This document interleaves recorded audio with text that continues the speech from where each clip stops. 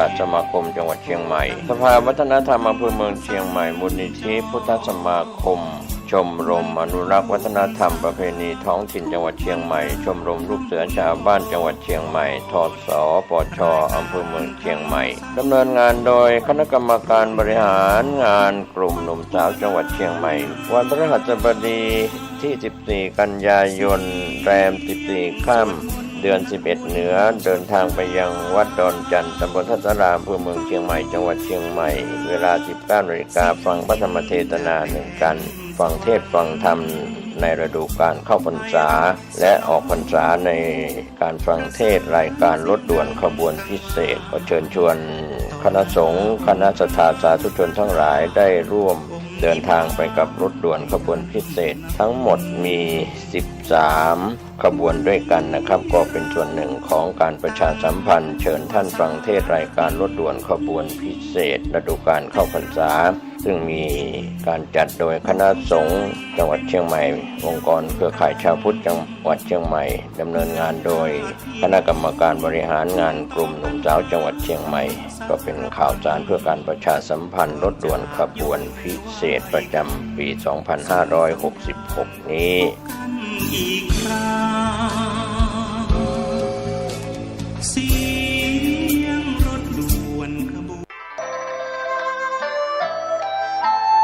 ข่าวสารเพื่อการประชาสัมพันธ์ด้วยทางคณะสงฆ์อำเภอหางดงโรงพยาบาลหางดงและชาวอำเภอหางดงขอเชิญ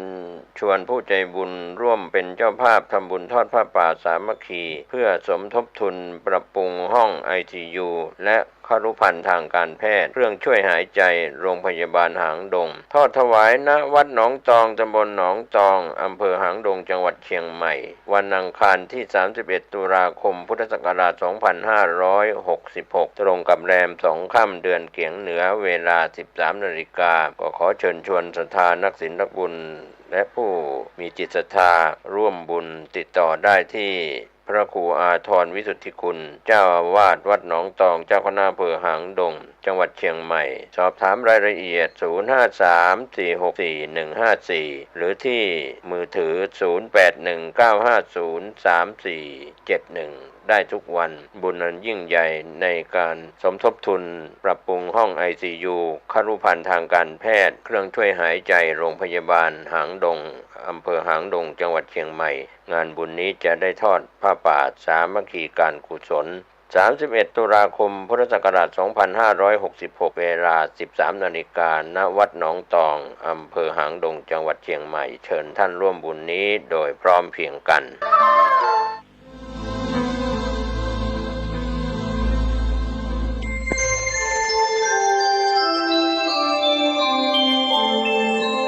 ขณะนี้ท่านกำลังฟังสถานีวิทยุกระจายเสียง FM 104.5 เมกะเฮิรตซ์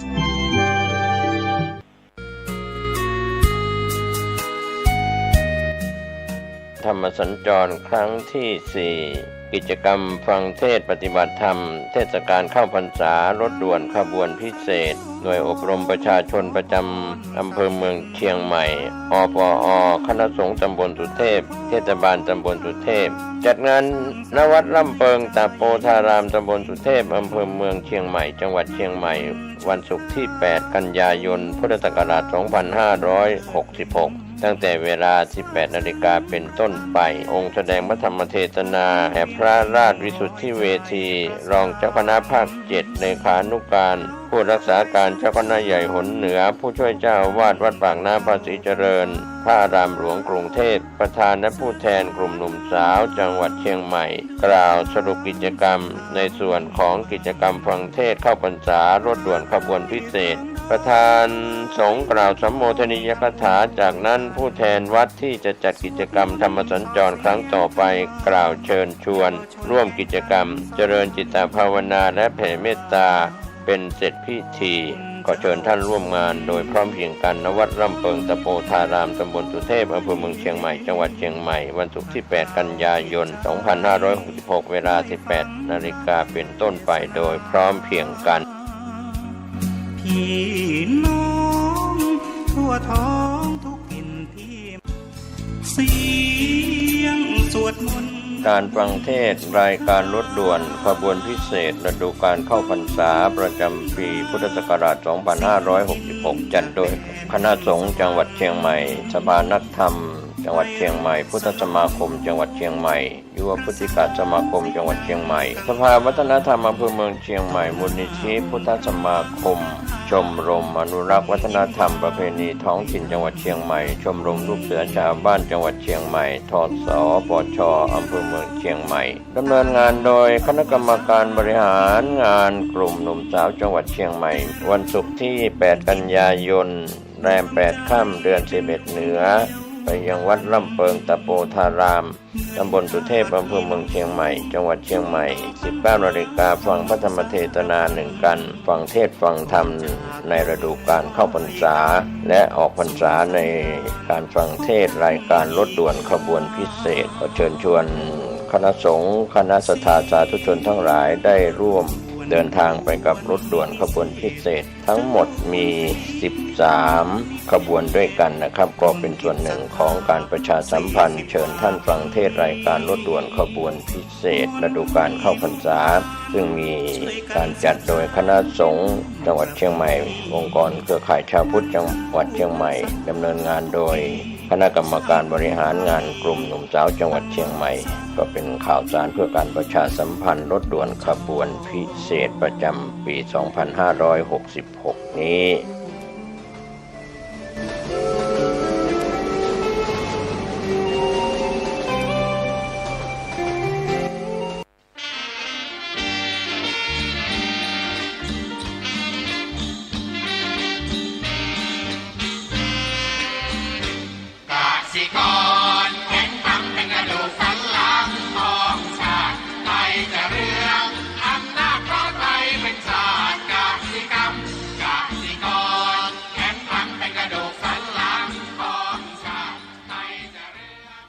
รายการต่อจากนี้ไป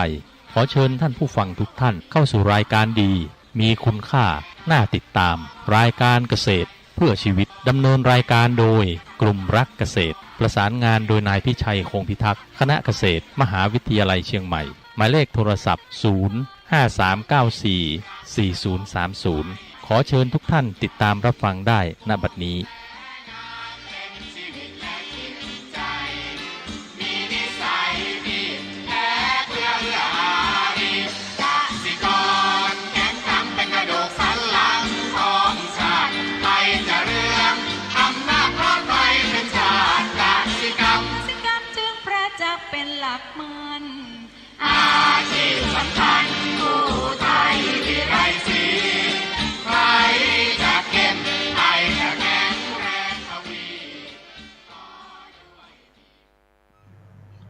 สวัสดีครับท่านผู้ฟัง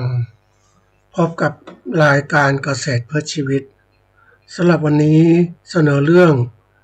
ความเหมือนและความแตกต่างก่อนเข้าสู่รายการก็มีธรรมะมาฝากท่านผู้ฟังหัวข้อจากหนังสือพจนานุกรมพุทธศาสตร์ฉบับประมวลศัพท์เรียบเรียงโดยประเทศเวทีประยุทธ์โตมหาจุฬาลงกรณราชวิทยาลัยพิมพ์เผยแพร่ปี2533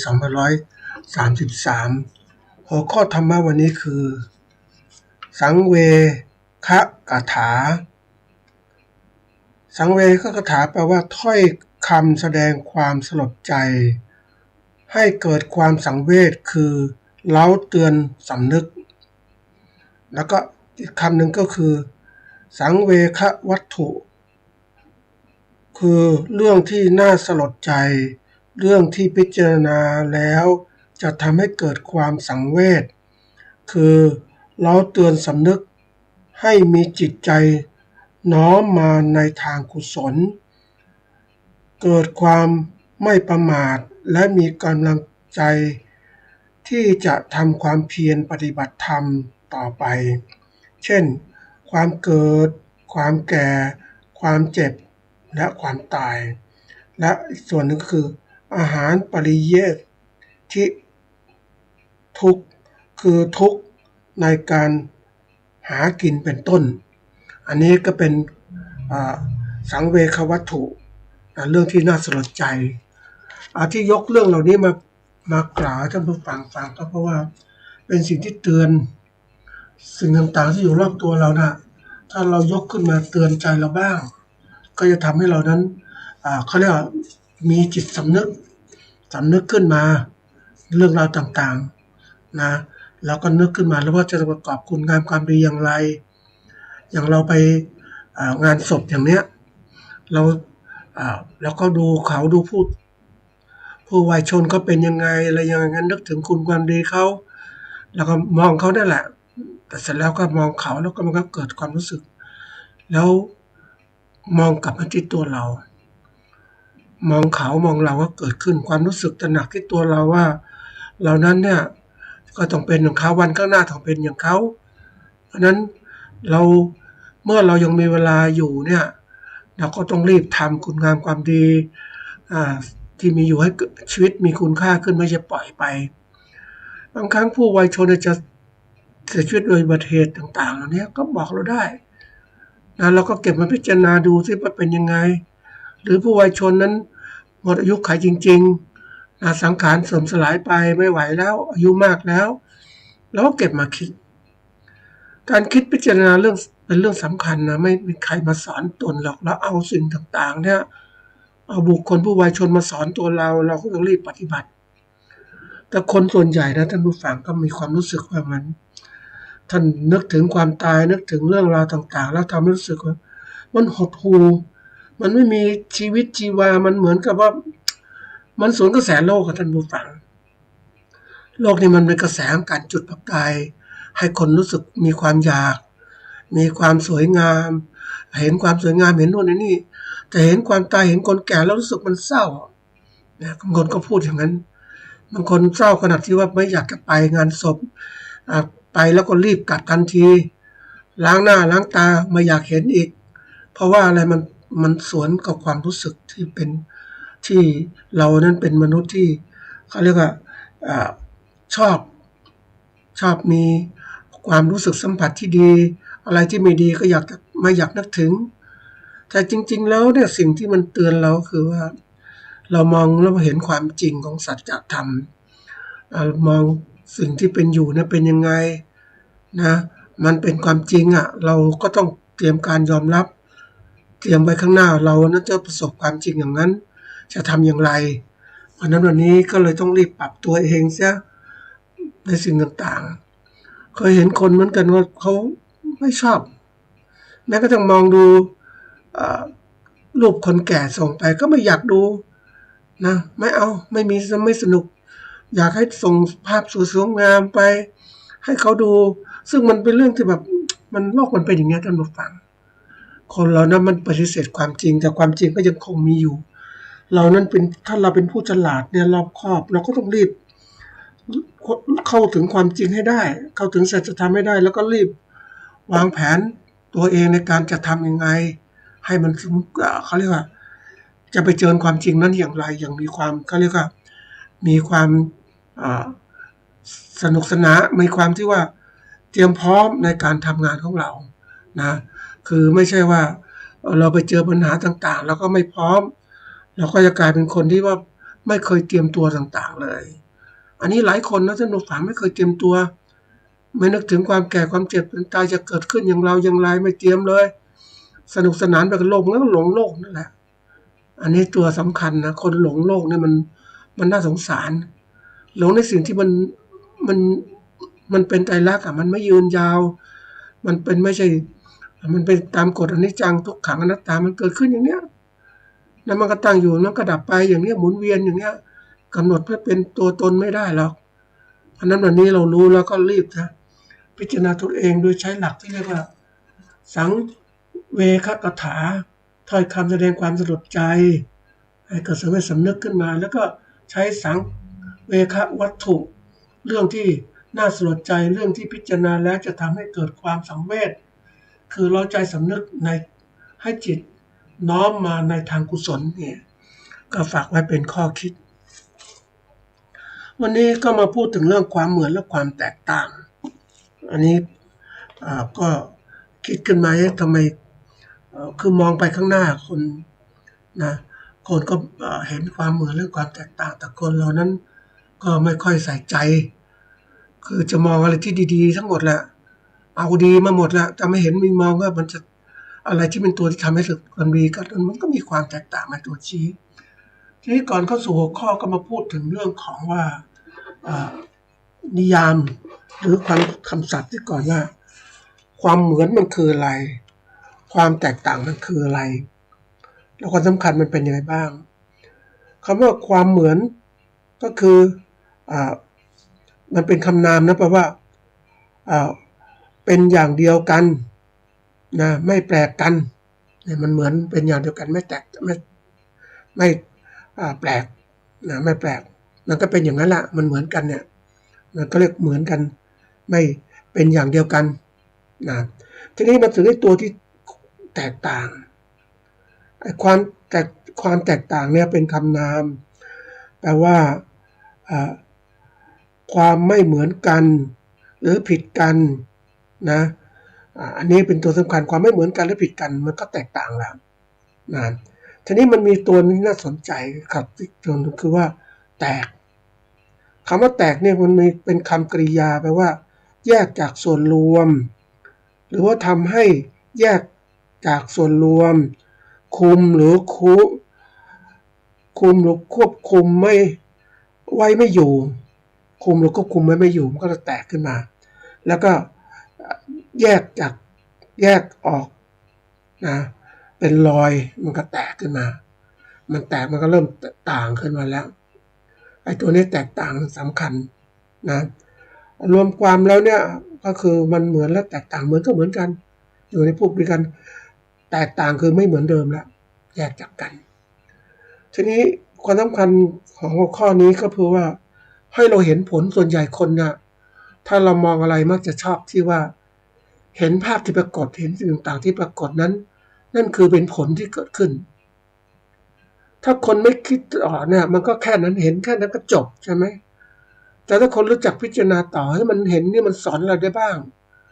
นะมันเหมือนมันภาพที่ปรากฏเนี่ยขณะที่เราม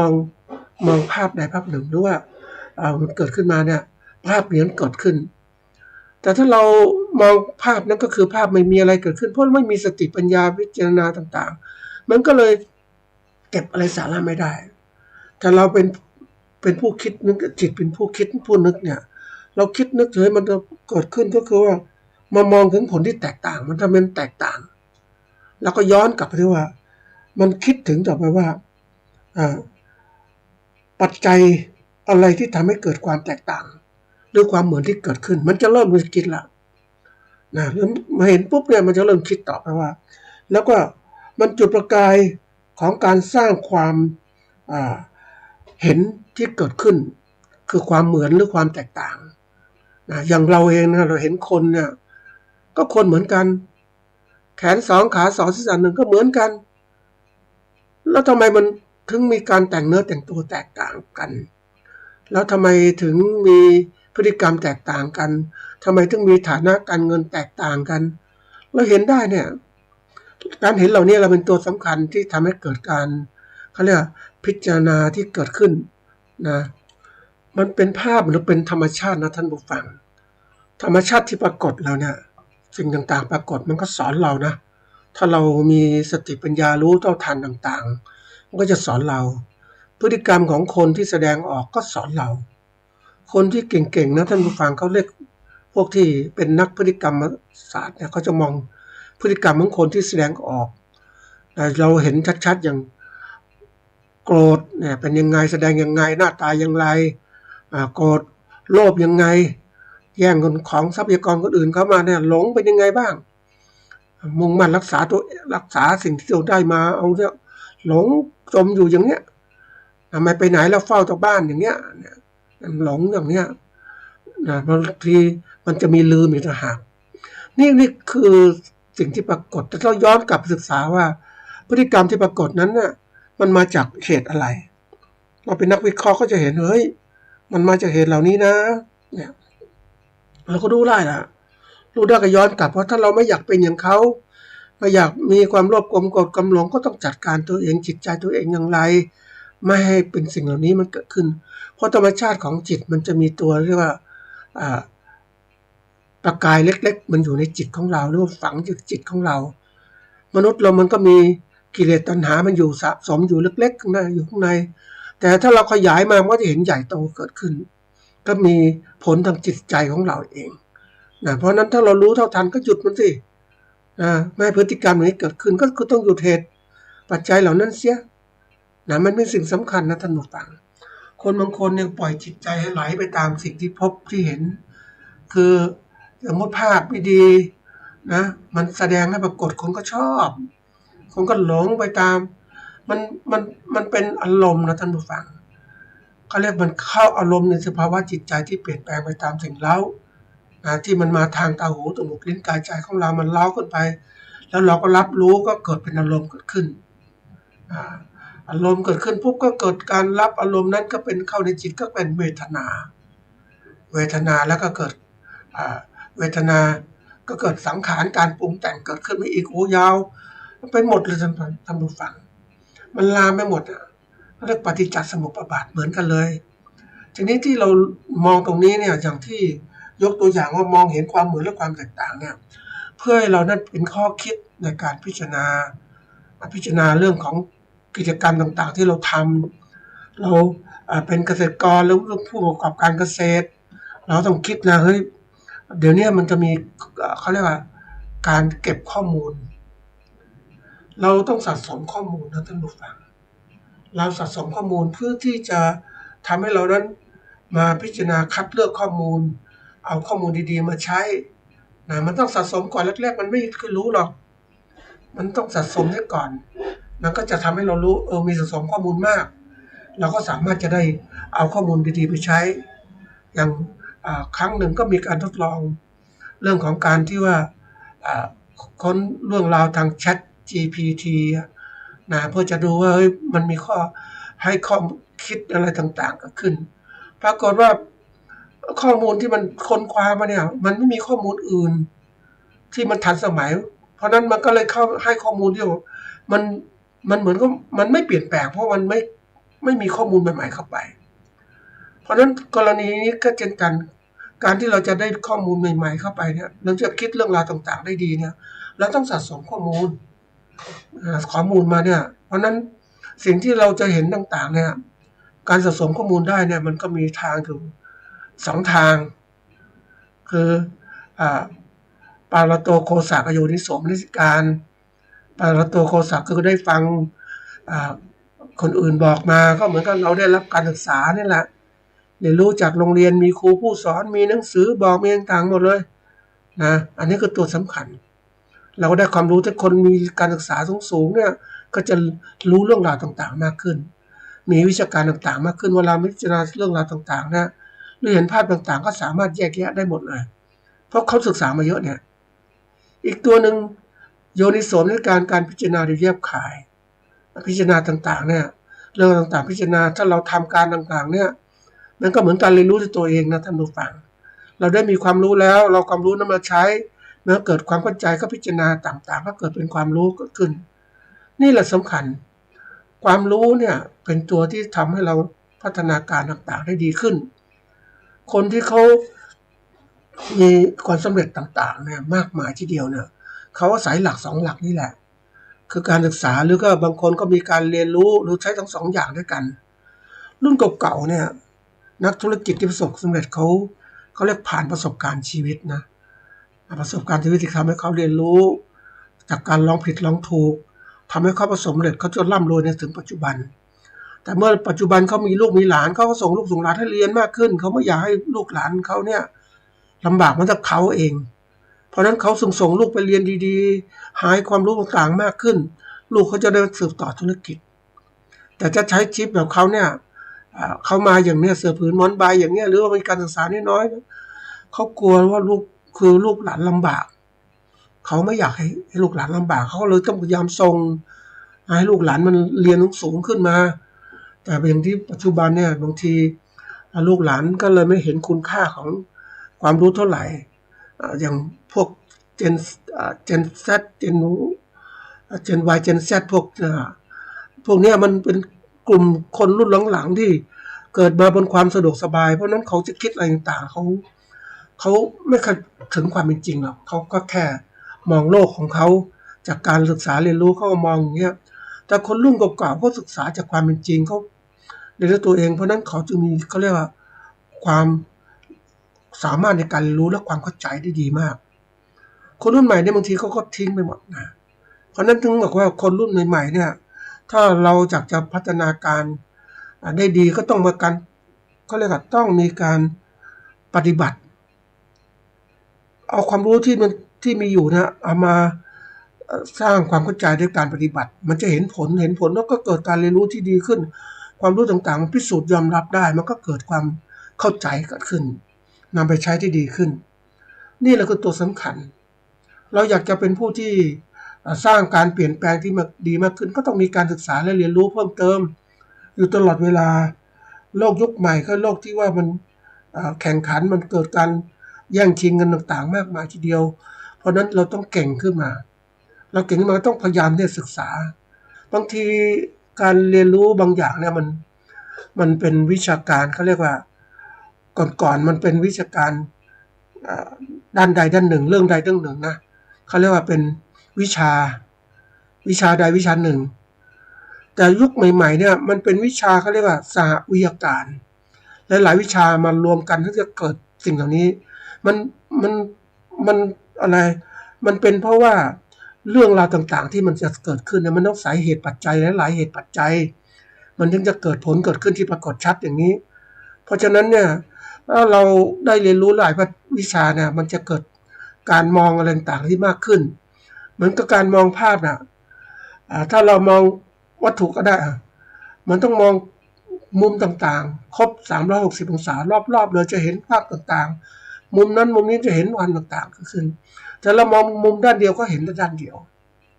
เพราะนั้นนาทีที่เราบอกว่าจำเป็นอย่างยิ่งมองความเหมือนและความแตกต่างที่เกิดขึ้นต้องมองทุกๆด้านทำไมเหมือนกันทำไมมันแตกต่างกันมันให้ความรู้กับเราอย่างทำไมยกตัวอย่างที่ในโลกเกษตรเนี่ยเราจะเห็นว่าความแตกต่างมันมีมากมายความเหมือนก็มีมากมายมันเหมือนกันจากเริ่มต้นที่มันเกิดขึ้นมันก็เหมือนกันนั่นแหละแต่มันพัฒนาการไปแตกต่างกันใช่ไหมมันเหมือนกันแล้วเริ่มแตกต่างเกิดขึ้นแตกต่างไปทางที่ดีแล้วไม่ดีก็แล้วแต่มันจะเกิดขึ้นมาอันนี้คือสิ่งสำคัญถ้าเราได้เรียนรู้ไอ้ความเหมือนที่มีอยู่และความแตกต่างที่เกิดขึ้นมันแตกต่างกันเนี่ยมันเป็นเพราะอะไรจะมันแตกต่างเราได้เก็บความรู้นั้นได้เอามาดูพิจารณาดูว่าทำไมเป็นอย่างนี้ทำไมการเกษตรถึงเขาเจริญทีนี้ไอ้เรื่องของการสร้างตรงนี้มันเขาเรียกจุดประกายแห่งการสร้างความเหมือนและการมองความเหมือนและความแตกต่างเนี่ยมันจุดประกายของความคิดเกิดขึ้นนะถ้าเรามองให้ดีมันจะเห็นนะคือการที่เราเริ่มมองภาพปรากฏเนี่ยกระบวนการมันเห็นแล้วตอนเรามองอยากจะมองให้ชัดๆก็ต้องหยุดมองให้มันชัดแล้วก็มองรอบๆมันเป็นยังไงถ้ามีภาพหลายมิติก็มองหลายๆมิติว่ามันเหมือนหรือมันแตกต่างกันอย่างไรเนี่ยมันเริ่มคิดละอันนี้การมองสำคัญนะเราที่สองก็คือการคิดพิจารณาหาข้อมูลที่เกี่ยวข้องทำไมมันถึงเหมือนกันทำไมมันถึงแตกต่างกันอย่างเคยไปดูเกษตรกรเนี่ยทำการเกษตรนะแบบดั้งเดิมนะเขาก็อยู่อย่างดั้งเดิมนั่นแหละพอมีพอกินพอใช้อยู่นั่นน่ะแต่ไปดูเกษตรกรอีกกลุ่มหนึ่งทำไมวะเขาถึงเขาเรียกว่ามีความเจริญก้าวหน้ามากเลยนะทำไมเขาเป็นอย่างนี้ก็ได้คุยสัมภาษณ์คุยกันเหมือนกันคุยอย่างกลุ่มเดิมเขาก็อยู่อย่างนี้อยู่คือการเรียนรู้ของคนมันจำกัดนะท่านผู้ฟังมันจำกัดด้วยสิ่งแวดล้อมจำกัดด้วยการศึกษาเราทางเขาเรียกทางการแล้วไม่เป็นทางการมันเกิดขึ้นตลอดเวลาทีนี้ถ้าคนอยู่ในป่าในเขาคนที่อยู่ในที่ไม่มีการติดต่อคมนาคมสื่อสารต่างๆห่างไกลเขาก็มีความรู้ระดับหนึ่งเท่านั้นแหละแล้วมันไม่มีการกระตุ้นการเรียนรู้ที่ต่อเนื่องเลยมันไม่เกิดขึ้นใช่ไหมแต่ไปเจอเกษตรกรกลุ่มหนึ่งเป็นกลุ่มแล้วก็แล้วกันทำไมเขาถึงเปลี่ยนนะอันนี้ตัวอย่างนะเป็นของจริงคือเขาเป็นอาชีพมีอาชีพทำนาเนี่ยเขาก็เขามีสมาคมเป็นกลุ่มเนี่ยเขาเห็นการว่าทำนากระปลูกข้าวหอมมะลิก็ได้ระดับหนึ่งแล้ว แต่มันมีคู่แข่งเยอะไปหมดเลยนะคู่แข่งคนนึงก็ผลิตข้าวหอมมะลิอันนี้ไปเขาก็ขายได้เท่านี้กำไรเท่านี้แล้วแต่ละปีก็ได้เท่านี้มันก็ได้รายได้ไม่มากเลยนะแต่ความที่เขาอยากจะมีความเจริญก้าวหน้าเขาก็ไปดูศึกษาทำไงจะมีรายได้เพิ่มเขาก็ไปปลูกมะม่วงได้พบว่ามะม่วงเนี่ยมันหอมมะม่วงนั้นดอกไม้ถวายเนี่ยมันออกได้ตลอดนะแล้วเขาก็ปลูกขึ้นมาแบ่งที่นามาทำดูมันเป็นยังไงเขาก็มีรายได้เพิ่มขึ้นใช่ไหมมะม่วงเนี่ยมันก็ให้ดอกให้ผลตลอดเวลาเขาเริ่มคิดแล้วมันจะทำยังไงเนี่ยเริ่มคิดที่จะปลูกมะม่วงแล้วได้ผลผลิตมะม่วงเขาก็ขายมะม่วงได้ดีทีเดียวแต่ความคิดของเขาอยากจะได้เขาเรียกทำยังไงผลผลิตมะม่วงจะเพิ่มขึ้นนะเขาก็ได้หาคนคว้ามันมะม่วงเนี่ยมันเป็นพืชผสมข้ามนะถ้ามันมีผลที่มันผลผลิตมันน้อยมันติดผลได้น้อยทำยังไงจะเพิ่มผลิตมะม่วงได้มากขึ้นอันนี้เขาก็เริ่มไปมองมันต้องมีแมลงช่วยผสมสมัยก่อนเขาก็มีแมลงผสมเกสรพวกเขาเรียกว่าแมลงวันหัวเขียวนะพวกเนี้ยเขาไปเจอหมาเน่าต่างๆก็มาไว้ในสวนนั้นมันเกิดขึ้นตัวหนอนเกิดขึ้นมามันก็ลงดอกแต่ความคิดเขาก็บอกว่ามันก็ได้ระดับหนึ่งนะมันไม่ดีมันมลภาวะก็ไม่ดีเขาก็เลยคิดจะใช้ผึ้งผสมเกสรละเลี้ยงผึ้งเข้าสู่ผึ้งเขาก็มีไปหาผึ้งมาพี่มันไม่คนมีผึ้งมันเลี้ยงไม่ได้เขาไม่รู้วิธีการเลี้ยงเขาก็มาขอวิชาการอบรมการเลี้ยงผึ้งนะเลี้ยงผึ้งพันธุ์นี่แหละผึ้งพันธุ์ก็เอาผึ้งไปผสมให้เขาเห็นเลยสอนเขาแล้วก็ผสมเอาผึ้งไปไว้ในสวนเขานะให้มันผสมเกสรมันติดผลมากขึ้นเขาเห็นตื่นตาตื่นอะไรกันใหญ่เลยเขาก็เริ่มที่จะให้ความสำคัญเกิดขึ้นแล้วเขามีนักวิชาการมาคุยมีอะไรต่างๆเขาก็เริ่มพัฒนาเพราะฉะนั้นเขาก็มีรายได้ที่มากขึ้นใช่ไหมเนื่องจากเขาก็ตื่นร้นเขาไฝ่คว้านะมันเกิดมันโลกมันจังหวัดมันแตกต่างกันนะท่านผู้ชมจังหวัดนี้ก็อยู่ในจังหวัดฉะเชิงเทราแต่จังหวัดที่ว่าคนอีกกลุ่มแรกเขาไม่ก็เจริญอยู่ในจังหวัดที่ว่าห่างไกลจากเมืองจังหวัดอย่างอะไรอุตรดิตถ์อย่างเนี้ยอุตรดิตถ์อย่างเนี้ยมันก็มีป่ามีเขาใช่ไหมเขาก็ไม่ค่อยเจริญก้าวหน้านะคือตัวนี้เป็นตัวสำคัญการคิดการพิจารณาหาข้อมูลสำคัญมากนะท่านผู้ฟังในการที่พัฒนาการผลิตสินค้าเกษตรของเราหรือประกอบการของเรานะต้องศึกษามากเราจะมาศึกษาอย่างเดิมอันนี้ไม่พอแล้วเดี๋ยวนี้ยกโลกยุคใหม่ก็ต้องศึกษาอย่างเราดูโทรทัศน์เนี่ยเดี๋ยวนี้มันมีช่องหนึ่งก็เรียกว่าวิเคราะห์เศรษฐกิจอินไซต์อย่างเนี้ยตัวอย่างเนาะ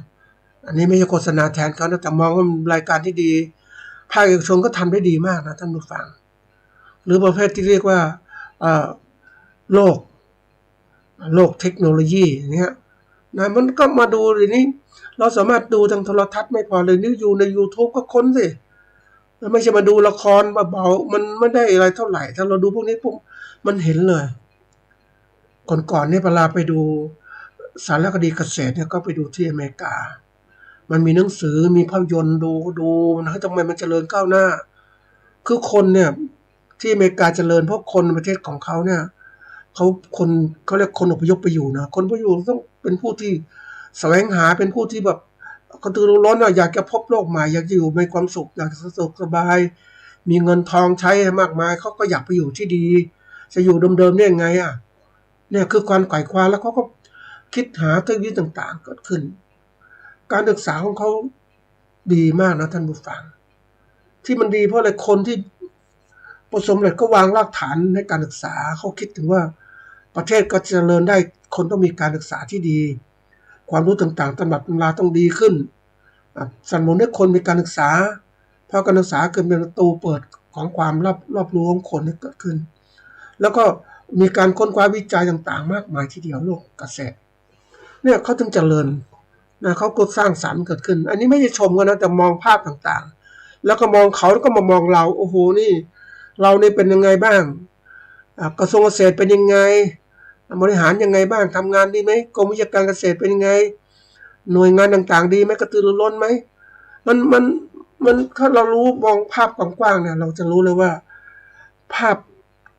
พของเรากับเขาเนี่ยมันแตกต่างกันนะภาพที่ปรากฏนะภาพที่ปรากฏมันแทนอะไรแทนเรื่องเหตุปัจจัยที่เป็นอยู่อย่างข้าราชการของเขาก็ตือร้นก็ทำนู่นมาแข่งขันกันก็อยากจะสร้างชื่อเสียงแต่ละการของเราเนี่ยบางทีก็ทำไปเรื่อยๆไปสมัยก่อนก็เรียกเช้าชามเย็นชามนะประเภททำไปงั้นนะพอไม่มีใครก็จี้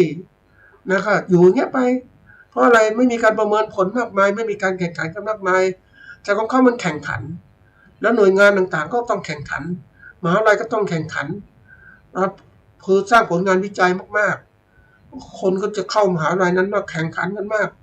การแข่งขันมันทำให้เกิดอะไรขึ้นเกิดการที่พัฒนาการต่างๆได้ขึ้นแต่อย่างเราเนี่ยเราเฉยๆทำไปเรื่อยๆไปไม่กระตือรือร้นไม่เห็นโลกเปลี่ยนแปลงแต่ถ้าเรามองโลกที่มันจะต้องเปลี่ยนแปลงโอ้มันถ้าเรามีมองได้โลกเห็นนะท่านผู้ฟังออกจากโลกของเราสมมุตินะออกจากประเทศของเราไปดูที่ประเทศที่เจริญเขาทำยังไงมันจะสร้างกระตือรือร้นมากเลยนะอย่างบางคนที่เขาร่ำรวยนะท่านผู้ฟังแต่ละปีเข้าไปดูงานต่างประเทศเที่ยวไปนะดูงานประเทศเจริญเป็นยังไงนี่เป็นยังไงเขาก็เก็บมาเพราะว่ามันก็ไปสร้างสรรค์ความรู้เติมเต็มให้เขาอะคือคนเราถ้าเห็นโลกว่างมันจะเห็นอะไรต่างๆมากมายแต่ทีนี้เราเองเนี่ยเห็นโลกแคบเพราะว่าเราจะไปต่างประเทศก็เงินก็น้อยหนังสือจะซื้อแต่ละเล่มเนี่ยโอ้ก็คิดแล้วคิดอีกมันเป็นวิชาการนะท่านผู้ฟังทำไมต่างประเทศเขาถึงขายเขาถึงซื้อหนังสือตำราต่างๆก็เพราะว่าเขาศึกษาตัวเองเอาหนังสือเป็นครูสอนเขาอ่านหนังสือมากขึ้นนะเขาต้องจะฉลาดเขาต้องเอาความรู้ต่างๆมาใช้สร้างสรรค์งานวิจัยใหม่ๆเกิดขึ้นแต่ถ้าเราไม่ทำไม่เคยคิดเนี่ยมันเห็นเลยนะท่านผู้ฟังว่ามันพัฒนาน้อยอ่ะตัวบุคลากรของภาครัฐก็พัฒนาน้อยหน่วยงานต่างๆคนก็พัฒนาน้อยเกษตรกรพัฒนาน้อยไม่เกิดพัฒนาไม่เพราะมันไม่เห็นความแตกต่างเกิดขึ้นไม่สร้างความแตกต่างก็อยู่อย่างเงี้ยไปเรื่อยๆเรื่อยๆอย่างเงี้ยมันก็เลยเป็นอะไรเกิดขึ้นก็คือไม่พัฒนานั่นเองใช่ไหมทีนี้ไอ้ตัวที่เราหาข้อมูลมามากๆเราจะเห็นแล้วว่าเฮ้ยของเขาเจริญยังไงคนก็เป็นยังไงแล้วก็กลับมาในอาชีพของเราก็พัฒนาการหาความรู้ต่างๆการศึกษาวิจัยเนี่ยมันสำคัญมากนะท่านผู้ฟังศึกษาวิจัยเนี่ยศึกษาหาข้อมูลเพิ่มเติมวิจัยก็ค้นคบหาทำแล้วทำอีกเพื่อจะได้ข้อมูลที่ชัดเจนมีการทดลองยืนยันว่ามันจริงไม่จริงยังไงความรู้ต่างๆมันมีจริงไหมแล้วมันจริงแล้วมันจริงไหมมันทดลองจริงแล้วก็สร้างความรู้ใหม่เกิดขึ้นเนี่ยแล้วเราความรู้เหล่านั้นไปใช้มันก็เกิดความสำเร็จใช่ไหมมันเร็วท่านผู้ฟังเหมือนคนเราเนี่ยถ้าเราเดินบนถนนเส้นทางสายเดิมเก่าๆเหมือนถนนเส้นทางผลโยธินนะท่านผู้ฟังมาผ่านไอ้ตัวเถาลี้ป่าซางลำพูนเชียงใหม่กว่าจะถึงเชียงใหม่นี่นานมากเลยแต่ไม่มีการศึกษาวิจัยให้มันช้านี่นะก็มีการตัดถนนใหม่เลยจากตากพุ่งมานี่เลยข้ามมาเนี่ยตรงมาลำปางลำปางลำพูนไม่ผ่านลี้แล้วถนนมันแคบมันก็ตรงมาที่นี่เลยเห็นไหมถึงเชียงใหม่เร็วไหมเร็วใช่ไหมเนี่ยนี่คือตัวอย่างการศึกษาเนี่ยมันเป็นเหมือนอย่างนี้แหละได้พบเส้นทางใหม่ๆเกิดขึ้นเพราะฉะนั้นเมื่อเราได้หาข้อมูลแล้วเนี่ยขั้นตอนที่3ก็คือว่าการนำหลักและวิธีการที่เขามีอยู่เนี่ยที่มันเหมือนกันหรือแตกต่างกันเนี่ยมาดูมาเปรียบเทียบที่มันเหมือนกันคือฐานเดิมเหมือนกัน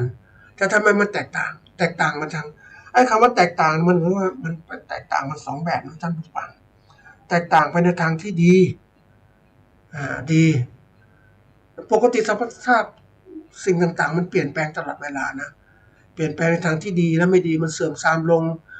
เหมือนร่างกายของเราเนี่ยมันก็จังหวะหนึ่งมันก็เติบโตดีแข็งแรงเป็นหนุ่มเป็นสาวก็รู้สุขภาพดีแข็งแรงแต่วันหนึ่งมันเปลี่ยนแปลงก็จากแข็งแรงแล้วก็โรยลาละมันเป็นธรรมชาติอย่างนั้นแต่ทีนี้เราก็ดูการเปลี่ยนแปลงที่มันจะจังหวะไหนจะเป็นมันจะดีไม่ดีทีนี้เราก็เห็นเนี่ยเมื่อเราเข้าใจหลักการเหมือนกันเลยร่างกายเราแข็งแรงเราก็รู้ว่าจังหวะไหนมันแข็งแรงเพราะว่าเซลล์ต่างๆมันดีมันสดใสสมองก็ปราดเปรื่องแต่วัยชราเนี่ยมันก็เริ่มนะเฮ้ยทำไม ลงน้ำเลือดกล้ามเนื้อก็หย่อนยานไม่ค่อยมีแรงเนี่ยมันเห็นชัดเจนเพราะนั้นความแตกต่างที่เกิดขึ้นเราก็รู้จังหวะไหนคนทำอะไรล่ะคำกรณีเดียวกันภาพที่ปรากฏมันก็เห็นความแตกต่างของคนที่เกิดขึ้นเอาคนนี่แหละนะหรือคนที่มีฐานะขั้นรวยคนยากจนมันเห็นเนี่ย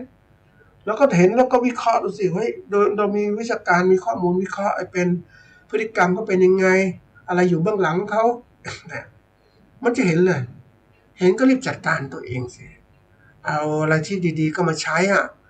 อะไรไม่ดีที่จะเสื่อมสลายก็ไม่เอามาใช้ที่ทำให้เราไม่ดีทำชั่วไม่เอาเราเอาดีๆมาใช้ก็ปรับปรุงตัวเราเนี่ยเห็นนะตัวอย่างเช่นไปดูคนที่เขาร่ำรวย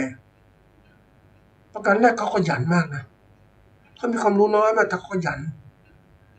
นแล้วก็หนักเบาสู้จริงๆเลยแล้วก็ฉลาดเก็บข้อมูลไว้เรื่อยๆหาช่องทางอย่างคนที่ตัวอย่างนะคนที่เริ่มต้นชีวิตของเขาเป็นลูกจ้างเนี่ยโหมันก็เป็นคนงานนั่นแหละแต่ความที่เขาทำแล้วก็เก็บเงินเริ่มทำแล้วก็อะไรเกิดขึ้นเขาเริ่มมาเติบโตมาแล้วเนี่ยจะอยู่เป็นลูกจ้างนี้ทำไมล่ะรายได้เท่านี้ก็เริ่มออกสิออกมาอะไรก็ทำธุรกิจของตัวเองแหละเห็นไหมธุรกิจของตัวเองมันก็ทำให้มันมีรายได้มากขึ้นนะมันก็ทำให้ตัวเองเติบโตขึ้นใช่ไหมนะมันมีรายได้มากขึ้นเพราะว่าก็เริ่มไขว่คว้ามากขึ้นมันถูกทางแล้วเนี่ยเอาตัวอย่างนะท่านผู้ฟังคนที่มาเป็นลูกจ้างแต่มองเห็นว่าไม่ไหวเป็นลูกจ้างของรัฐก็ตามเนี่ยรายได้ก็เท่านี้นะทำกันนั้นเลยออกดีกว่ามาทำอะไรก็มาทำอาชีพกันเขาเรียกขายข้าวสารเริ่มขายข้าวสารขายเปิดร้านเล็กๆขายข้าวขายไปกันมาก็โหมันกำไรเยอะเนี่ยนึ่งข้าวขายข้าวขายกับข้าวทำนู่นทำนี่มันก็มีรวยขึ้นมันมากรายได้มากกว่าเดิมก็เห็นความสำเร็จนี่แหละก็ไต่เต้าจากเนี่ยก็เรียกว่าเป็นมืออาชีพแล้วคงจำได้นะคำว่ามืออาชีพเนี่ยคือผู้ที่ ประกอบธุรกิจแล้วมีความสำเร็จได้ผลกำไรเนี่ยเป็นมืออาชีพในเรื่องที่ตัวเองชำนาญนั่นแหละทำเรื่องไหนหนึ่งเนี่ยเป็นมืออาชีพสำเร็จต้องยาวนานนะท่านผู้ฟังสำเร็จเรื่อยปีนี้ก็สำเร็จปีหน้าสำเร็จไปเนี่ยนี่คือมืออาชีพไม่ใช่ว่าปีนี้สำเร็จแล้วปีหน้าล่มจมเนี่ยไม่ใช่มืออาชีพก็ต้องพัฒนาการตลอดเวลาทีนี้ที่มาบอกว่าคนเราเห็นเนี่ยเห็นข้อมูลต่างๆในเวลาเขาทำเนี่ยความขยันขันแข็งการใฝ่รู้การสู้งานต่างๆแล้วการที่ว่ามีความเป็นตัวตนคือความเป็นตัวตนที่ว่าจะสู้จะออกมาจากการเป็นลูกจ้างเขาเนี่ยมาทำธุรกิจตัวเนี่ยมีความมั่นใจนะท่านผู้ฟังคือความสามารถเต็มที่ต้องใช้ทีนี้คนเราบางคนบอกก็อย่างนี้ดีกว่าไม่ต้องทำมาให้กินอะไรไม่ต้องเป็นลูกจ้างก็สบายกว่าคือไม่ต้องคิดอะไรมากมายทำอย่างเดียวแล้ววันหนึ่งเขาเลิกจ้างทำไงท่านผู้ฟังเขาเลิกจ้างเนี่ยไปเจอคนหนึ่งนะท่านไม่ใช่เจอไม่ได้คุยแล้วเพียงสังเกตว่าคนหนุ่มแน่นเนาะร่างกายก็แข็งแรงอะไรดีแล้วมาทำงานเป็นลูกน้องโรงแรมคนงานโรงแรมมาท่านผู้ฟังว่าทำไมต้องคิดทำงั้นทำไมไปหางานดีๆทำเป็นลูกน้องแล้วถามว่าถ้าเราเป็นลูกน้องเนี่ยเราต้องดูนะว่าเป็นลูกน้องโรงแรมเราไม่สามารถจะสร้างโรงแรมได้ทำอะไรต่อไม่ได้แต่ถ้าเป็นลูกน้องช่างซ่อมแอร์ช่างซ่อมรถยนต์ก่อนเป็นลูกน้องนะต่อไปชำนาญก็เริ่มมาเป็นเจ้าแก่ละเป็นเจ้าของร้านนี่คือการใฝ่เราเรียนรู้คนแบบนี้ได้อย่างไรรู้ไหมปกติเราก็ดูคนที่ประสบความสำเร็จนี่แหละเราศึกษาคนที่เขาประสบความสำเร็จจังกรณีของเทียมโชควัฒนานี่ขอยกตัวอย่างนะท่านผู้ฟังที่อยากจะรู้ก็ไปอ่านหนังสือเฮงเทียมผู้เยี่ยมยุทธอย่างเนี้ยเทียมโชควัฒนาซึ่งเป็นเจ้าของบริษัทสหพัฒนาพิบูลอย่างเนี้ยเขามีข้อคิดเริ่มต้นธุรกิจอย่างไรทำอย่างไรจนตั้งใหญ่โตอย่างนี้จากที่ไม่มีอะไรขยันยังไงทำยังไงเป็นต้นแบบนะเพราะฉะนั้นเวลาคนที่เขา เรียนรู้ทางลัดนะท่านผู้ฟังเขาเอาบุคคลต้นแบบเป็นตัวตั้งเขาศึกษาบุคคลต้นแบบเลยมันเร็วอ่ะท่านผู้ฟังคนที่เวลาเราจะทำอะไรบางทีบางครั้งเนี่ยมันยากนะเราต้องอาศัยหลายวิชาเราไม่รู้วิชานี้สำคัญยังไงวิชานั้นสำคัญยังไงก็ไม่เคยเรียนรู้อ่ะแต่การมาเอาบุคคลต้นแบบไปใช้เนี่ยเขาเป็นยังไงเขาถึงสำเร็จเขาเรียกแกะแบบเลยลอกแบบมาแกะแบบมาแล้วก็ลอกแบบว่าทำไมอะไรปัจจัยเพราะนั้นก็เอาเขาเป็นต้นแบบเป็นครูอ่ะครูแบบเขาเรียกครูพักรับจำประเภทอย่างนั้นอ่ะก็เอามาความรู้ต่างๆมาใช้เห็นไหมเขาก็ใช้สำเร็จสิเพราะไม่ต้องคิดมากก็ทำเต็มที่เลยคนที่ฉลาดบางครั้งเนี่ยเขาไม่ต้องไปทำเองมากมายไม่ต้องทดลองเหนื่อยเพลินครูบาอาจารย์ท่านก็สอนนะท่านผู้ฟังพระพุทธเจ้าท่านทำให้ดูว่าศึกษาข้อมูลมาแล้วตรัสรู้มาแล้วเนี่ยหลักธรรมที่เยี่ยมที่สุดเลยแล้วไม่ต้องไปอะไรไม่ต้องไปปฏิบัติตามท่านละเอาความรู้ต่างๆของท่านมาใช้เลยดีกว่าไหมล่ะเห็นไหมถ้าปฏิบัติบำเพ็ญทุกขกิริยาต่างๆลำบากเห็นไหมเราจะไปไหวไหมเพราะนั้นวันนี้เราก็เอาท่านเป็นต้นแบบเราเอาความรู้ต่างๆมาใช้เลยเอาหลักธรรมมาใช้เลยนี่มันเร็วกว่ากันไหมเขาเรียกต่อยอดคนพัฒนาประเทศบางประเทศเนี่ยเขาใช้อย่างนี้เขาก็ดูต้นแบบคนชาติไหนยังไงเป็นยังไงประเทศเจริญยังไงเขาศึกษาต้นแบบเอาสิ่งดีๆไปใช้อันไหนไม่ดีไม่เอาเขาถึงเจริญไงนี่คือการเรียนรู้เพราะนั้นมันก็มีไอดอลของคนที่เราสามารถเริ่มต้นแบบได้นะท่านผู้ฟังในรูปแบบของการบริหารธุรกิจอย่างถ้าเราอยากจะรู้เนี่ยเราก็เรียนรู้ได้เนี่ยท่านผู้ฟังเรียนรู้เกษตรกรมืออาชีพใครบ้างตัวอย่างมาดูได้มืออาชีพจริงๆก็เขาก็ไม่เคยคุยนะเขาก็ลองดูต้นแบบว่าทำยังไงเราไปคุยสนทนาไปดูนะต้องหัดสังเกตเพราะว่าความรู้ต่างๆบางทีคนเขาผู้ประสบความสำเร็จบางคนเขาไม่อยากจะมาบอกมาสอนเพราะว่าบางครั้งกว่าที่เขาจะประสบความสำเร็จเขาลำบากมากแล้วจะมาบอกคนว่าทำอย่างนี้สิอย่างนี้สิไอ้คนบางคนก็ไม่เชื่อไม่อยากเขาก็เลยเบื่อก็ปล่อยไปเรียนรู้เองอะเพราะเป็นผู้ใหญ่ด้วยกันแล้วเนี่ยอย่างเงี้ยทีนี้เราเองเราเป็นเด็กเราก็สามารถจะเก็บความรู้ได้ดูตัวอย่างเอามาใช้มันสำเร็จจริงๆในแง่ธุรกิจเนี่ยเคยได้อ่านหนังสือเกี่ยวกับผู้สำเร็จทางธุรกิจนะท่านผู้ฟังหลายคนทีเดียวนะสำเร็จธุรกิจวัยยังน้อยๆนี่แหละเพราะอะไรรู้ไหมเขาไปดูต้นแบบคนที่ประสบความสำเร็จแล้วก็เอาแบบมาใช้เลยในการดำเนินธุรกิจทำยังไงให้ประสบความสำเร็จปุ๊บจัดการต่างๆมันขยับขยายเร็วขึ้นเหมือนเท่าแก่นะไอ้เท่าแก่รุ่นโบราณเนี่ยโอ้โหต้องลองผิดลองถูกมากมายนะเพราะว่าอะไรปัจจัยต่างๆไม่พร้อมกว่าศึกษาข้อมูลก็ไม่มีแต่ยุคใหม่เนี่ยเท่าแก่ใหม่เลยนะโอ้ดูข้อมูลเท่าแก่เก่านะเอามาปรับใช้ให้สอดคล้องกับสิ่งแวดล้อมที่เปลี่ยนแปลงมันก็เร็วสิท่านผู้ฟังแล้วคนคิดคนแรกเนี่ยมันเหมือนกับว่ามันลำบากนะมันเรื่องความคิดเนี่ยเรื่องการกระทำเหมือนกันต้นแบบนี่มันยากลำบากจริงๆนะแต่คนที่เอาแบบไปลอกเนี่ยเหมือนกับเร็วมากเลยเอาตัวอย่างนะท่านผู้ฟังการตอนต้นไม้ตอนต้นกุหลาบก็แล้วกันนะกว่าจะสร้างสรรค์พันธุ์กุหลาบกว่าจะขยายพันธุ์กุหลาบมีหลายสีเนาะนะสวยๆงามมีกลิ่นหอมมีต่างๆเนี่ยกว่าจะสร้างพันธุ์มันยากนะมีการผสมเกสรให้เกิดพันธุ์ใหม่ๆขึ้นได้พันธุ์ใหม่ๆเกิดขึ้นแล้วในสีต่างๆผสมกันแล้วก็ทำไงให้สีคงที่ก็เลยต้องขยายพันธุ์แบบไม่ใช้เมล็ดละขยายพันธุ์แบบใช้ต้นก็ตัดปักชำตอนก็ได้ต้นใหม่แล้วก็มีการเสียบกิ่งกับต้นเขาเรียกกุหลาบป่านี่มันเขาเรียกมันอะไรมันเจริญเติบโตทางใบทำต้นมากมายหาอาหารเก่ง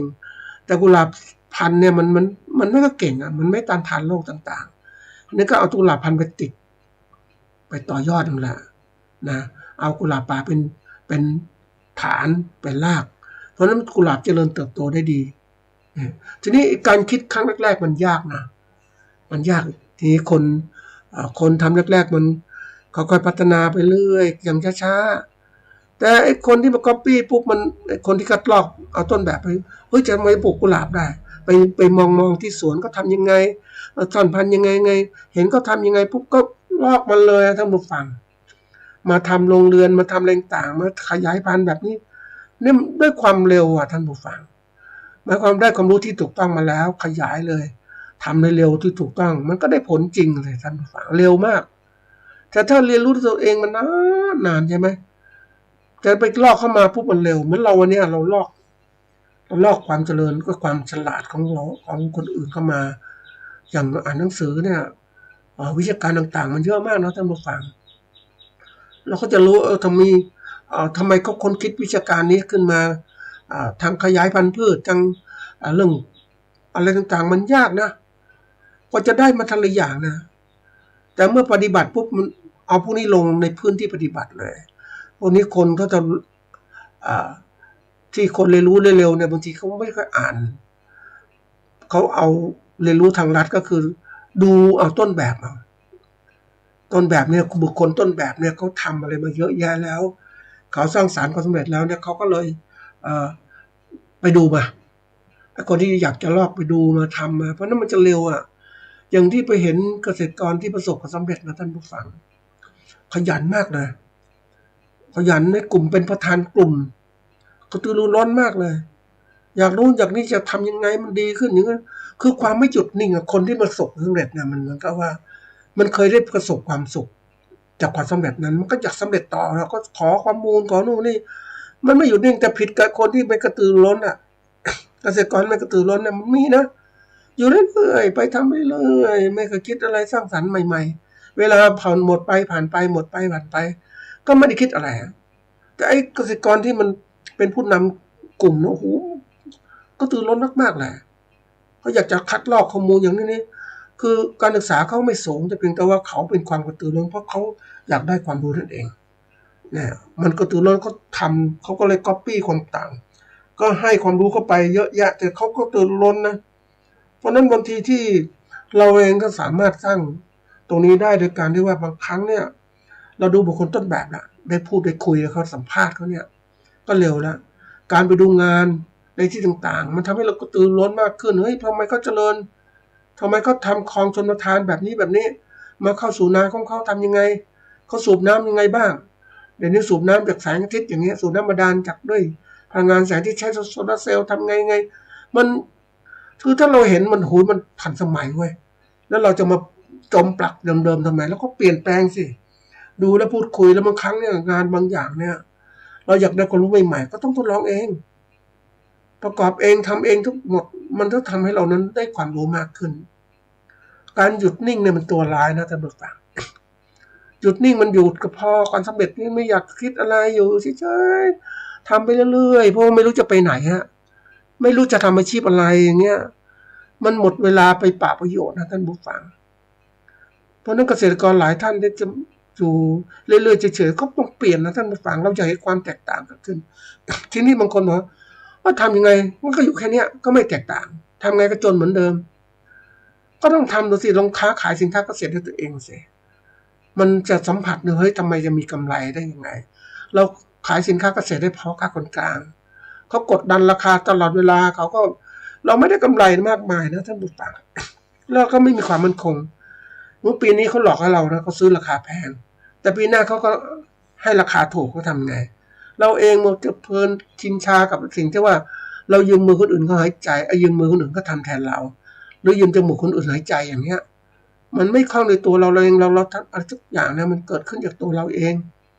เพราะนั้นการที่เกิดขึ้นก็ต้องสร้างจุดประกายตัวเองก็คือว่าต้องพิจารณาด้วยมองเห็นความเหมือนและความแตกต่างเราอยากจะแตกต่างจากคนอื่นไหมเราก็ต้องพัฒนาหาความรู้ต่างๆมาทำคือได้ดูการคิดแตกการที่จะมีความแตกต่างได้มากอบด้วยอะไรคืออันที่หนึ่งคือคิดต่างจากเดิมคิดให้มันดีขึ้นให้มันต่างอันที่สองคิดแล้วก็ทำให้มันต่างขึ้นให้มันดีขึ้น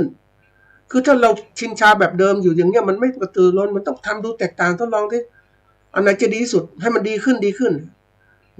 อันนี้คิดแล้วก็ทำ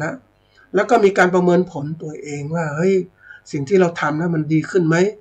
หลายปีที่ผ่านมากินกำไรเกินขึ้นไหมเราจะชินชากับการทำแบบเดิมๆทำเรื่อยๆมันเหนื่อยนะเหมือนเราไถนาเนี่ยท่านผู้ฟังมันไถนาเดินตามควายเนี่ยเหนื่อยควายไม่อยากเดินก็เดินตามตีมันเนี่ยมันเดิน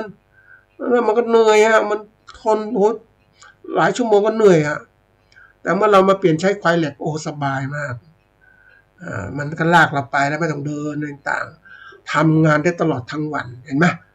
นี่คือเปลี่ยนเทคโนโลยีต่างๆการเปลี่ยนเทคโนโลยีเนี่ยเปลี่ยนวิธีการจัดการใหม่ๆนะมันทำให้เกิดความสำเร็จได้ง่ายใช่ไหมแต่เรายังมาชินชากับความเดิมๆอย่างเนี้ยเหมือนบางท้องที่ยังใช้ควายไถนาอย่างเงี้ยมันไม่ได้แล้วมันเสียเวลาเสียต้นทุนเดี๋ยวนี้เราเลี้ยงควายก็คือทำอะไรรู้ไหมก็เอาเนื้อไปขายเอาหนังไปใช้นะเป็นสัตว์เลี้ยงที่น่าสนใจนะสมมติเราดูเนี้ยเราก็คิดดูสิเฮ้ยเป็นยังไงมันโลกมันปรับเปลี่ยนนะความที่เรามีฉลาดในการมีสติปัญญาทำให้เกิดการปรับเปลี่ยนในการกับพฤติกรรมของเรามากขึ้นมันดีขึ้นเราอยากเจริญก้าวหน้าเหมือนต่างประเทศเขาต้องดูเขาเป็นยังไงเอามาปรับเปลี่ยนเพราะนั้นการมองโลกเนี่ยมันต้องมองว่าให้ทะลุถึงความเหมือนและความแตกต่างมันทำไมถึงแตกต่างก็มองที่เหตุปัจจัยเป็นเพราะอะไรคนเนี่ยอย่างที่บอกประเทศไทยเนี่ยจะเจริญก้าวหน้าได้เนี่ยท่านผู้ฟังก็ต้องพัฒนาตัวเกษตรกรเองหรือพัฒนาผู้การเกษตรเองให้เจริญก้าวหน้าให้มันทันให้มีความทันสมัยมีความรู้ทันสมัยเกิดขึ้นให้มัน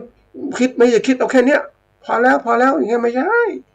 มันยุคใหม่เดี๋ยวนี้มันมันท่านผู้ฟังถ้าท่านผู้ฟังที่เป็นเกษตรกรหรือเป็นผู้การเกษตรคิดแบบเดิมๆนะท่านผู้ฟังนะเราไม่ใช้ความคิดใหม่ๆนะมันไม่เกิดการพัฒนานะมันไม่ทันนะเดี๋ยวนี้คนอื่นๆเนี่ยที่เขามองโลกเกษตรเนี่ยอาชีพเกษตรเนี่ยเป็นอาชีพที่แบบเขาเรียกว่าขุมทรัพย์เลยขุมทรัพย์นะมันเป็นนะเขาเรียกว่ามันมีทรัพย์สินเงินทองมากมายทีเดียวจากอาชีพเกษตรเพราะอะไรรู้ไหมคนต้องกินต้องใช้แล้วก็ถ้าคุมได้ตุนอาหารได้อะไรได้คนต้องซื้อสินค้าเกษตรขาดแคลนก็ต้องซื้อใช่ไหมโอ้โหรวยเลยนะยิ่งมีความรู้เรื่องการประกอบการแบบธุรกิจแบบทุนนิยมนะจะมีการกักตุนสินค้าเกษตรกักตุนข้าวอย่างเงี้ยไม่รู้ยังไงไหวซื้อมาสมมติเกวียนละ10,000นะมาขายเกวียนละ20,000เงี้ยแค่ตุนเฉยๆเท่านั้นแหละเห็นไหมกำไรขนาดไหนไม่ต้องเหนื่อยนี่คือความฉลาดแบบเห็นแก่ตัวของคนที่เป็นในทุนเนี่ยมันเกิดขึ้นอย่างเงี้ยเพราะฉะนั้นจะไปว่าเขาไม่ได้เหมือนกันนะเพราะว่ามันอะไรก็เราไม่พัฒนานั่นเองใช่ไหม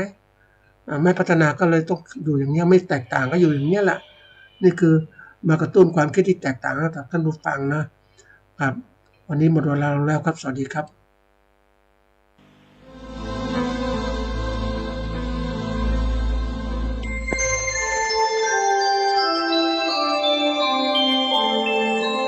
ขณะนี้ท่านกำลังฟังสถานีวิทยุกระจายเสียง FM 104.5 เมกะเฮิรตซ์ เสี